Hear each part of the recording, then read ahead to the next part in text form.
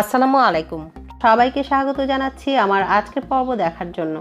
আমি আজ আপনাদের সঙ্গে চট্টগ্রামের একটি ঐতিহ্যবাহী আইটেম মেজবানি মাংসের অথেন্টিক রেসিপিটি শেয়ার করার চেষ্টা করছি। এটি চট্টগ্রামে মেজবান নামেই প্রচলিত। হাড়, চর্বি, মাংস, মগজ ও কলিজা হচ্ছে এই আইটেমের বেসিক ইনগ্রিডিয়েন্টস। এই রান্নার আরও একটি বৈশিষ্ট্য হচ্ছে এতে অনেক ধরনের মশলা ইউজ করা হয়। আমরা তেল মশলাযুক্ত খাবার খুব একটা খেতে না চাইলেও মাঝে মাঝে কিন্তু এই ব্যতিক্রম খাবারগুলো খাবারের স্বাদ পরিবর্তনের জন্যও খেয়ে দেখতে পারি। গরুর বিভিন্ন পার্টস স্পেশাল কিছু মশলার কম্বিনেশনে অসম্ভব মজার এই রেসিপিটি কিন্তু সত্যিই অসাধারণ। তো চলুন এর রেসিপিটি দেখে নিই। প্রথমে আমি মশলার প্রিপারেশন নিচ্ছি। এইখানে 1 টেবিল চামচ করে নিয়েছি রাঁধুনি মশলা, পোস্তদানা, সাদা সরিষা ও মেথি। 1.5 টেবিল চামচ হালকা তেলে নেওয়া মৌরি বা মিষ্টি জিরা নিয়েছি। এই আইটেমটি আপনি গরু, মহিষ, খাসি কিংবা ভেড়ার মাংস দিয়েও রান্না করতে পারবেন। ছোট্ট একটি জয়ফলের খোসাটা ফেলে ভেতরের অংশটা নিয়ে নিচ্ছি। এর সঙ্গে নিচ্ছি 7-8 গ্রামের মতো জয়ত্রী। এখন সব কিছু একসঙ্গে ভালো করে গ্রাইন্ড করে নেব। বাদাম বেশি সময় গ্রাইন্ড হলে বা গ্রাইন্ডারটি গরম হয়ে গেলে এর থেকে তেল উঠতে থাকে, আর তেল উঠে গেলে কোনো কিছু আর গুঁড়ো হতে চায় না। তাই মশলাগুলো গুঁড়ো করার পরই এর সঙ্গে 7-8টি কাঠবাদাম দিয়ে আবারও গ্রাইন্ড করে নিচ্ছি। আমি এখানে হাড়, চর্বি সহ 2 কেজি গরু মাংস নিয়েছি। এইভাবে কেটে কলিজা নিয়েছি 300 গ্রাম। এর সঙ্গে 1 কাপ করে পেঁয়াজ কুচি ও পেঁয়াজ বেরেস্তা দিয়ে দিচ্ছি।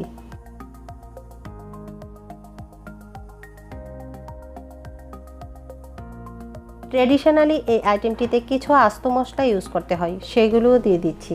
14-15টি কাবাব চিনি দিয়ে দিচ্ছি। লবঙ্গ দিচ্ছি 10-12টি। 1 চা চামচ সাদা গোলমরিচ দিচ্ছি। এর পরিবর্তে আপনি কালো গোলমরিচও ইউজ করতে পারবেন।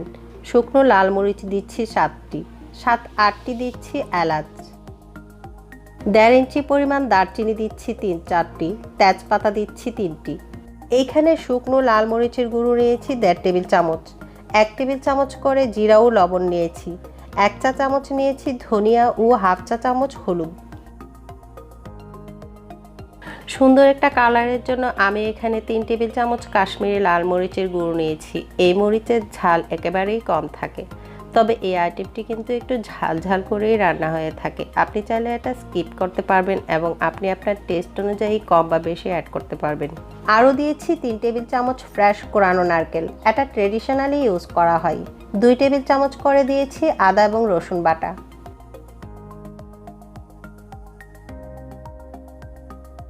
মেজারমেন্ট কাপের 1 কাপ এবং 1/4 কাপ দিচ্ছি সরিষার তেল। অথেন্টিক ফ্লেভার পেতে চাইলে সরিষার তেলটাই ইউজ করার চেষ্টা করবেন।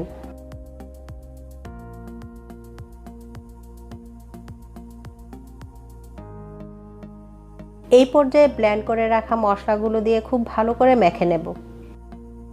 এইখানে ব্যবহৃত সব ধরনের মশলা আপনি যে কোনো গ্রোসারিতে পাবেন।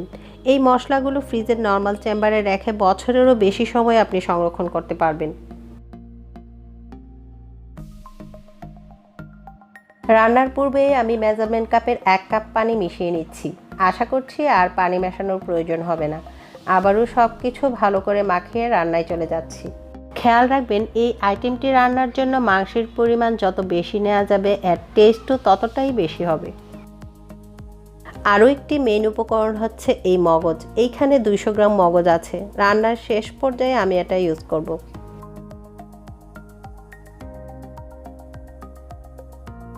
রান্নার জন্য চুলায় প্যান বসিয়ে দিচ্ছি। প্রথম 5 মিনিট এইভাবেই ঢেকে হাই হিটে রান্না করব।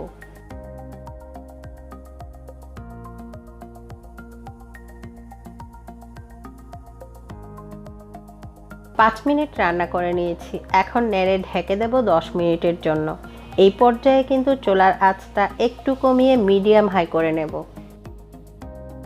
রেসিপিটির ইনগ্রিডিয়েন্টসগুলো ডেসক্রিপশন বক্সে দেওয়া আছে। আপনাদের কোনো কনফিউশন থাকলে সেখান থেকে দেখে নিতে পারবেন।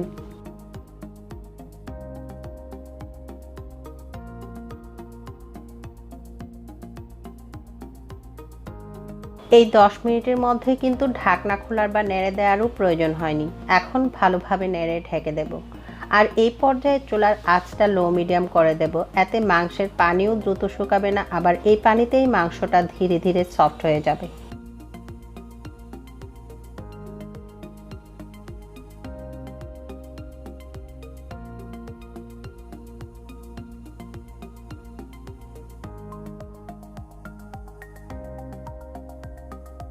এইভাবে প্রায় 25 মিনিট মাঝে মাঝে নেড়ে রান্না করে নিয়েছি। এরই মাঝে মাংসও প্রায় সেদ্ধ হয়ে গিয়েছে।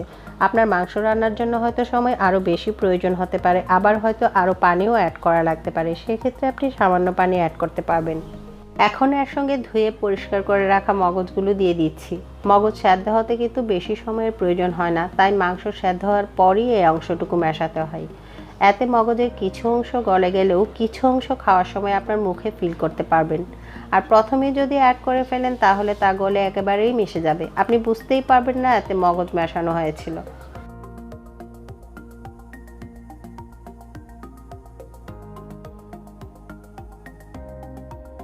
মগজ অ্যাড করার পর আরও 15 মিনিট রান্না করে নিয়েছি। চুলার আঁচটা কিন্তু এখনও লো মিডিয়ামই আছে।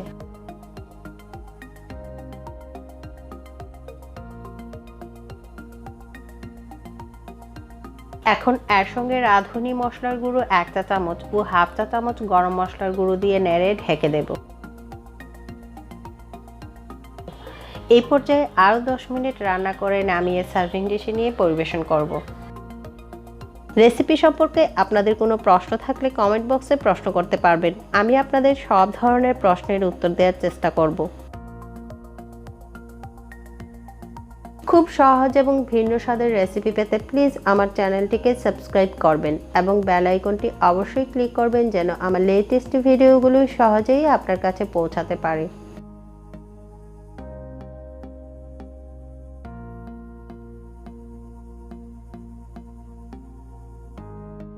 রান্নায় যারা ব্যতিক্রম স্বাদ খোঁজেন তারা অবশ্যই এটি একবার ট্রাই করে দেখবেন, আশা করি আপনাদের কাছে খুবই ভালো লাগবে। আমার আজকের ভিডিও দেখার জন্য সবাইকে অসংখ্য ধন্যবাদ। সবাই ভালো থাকবেন, নিরাপদে থাকবেন। আল্লাহ হাফেজ।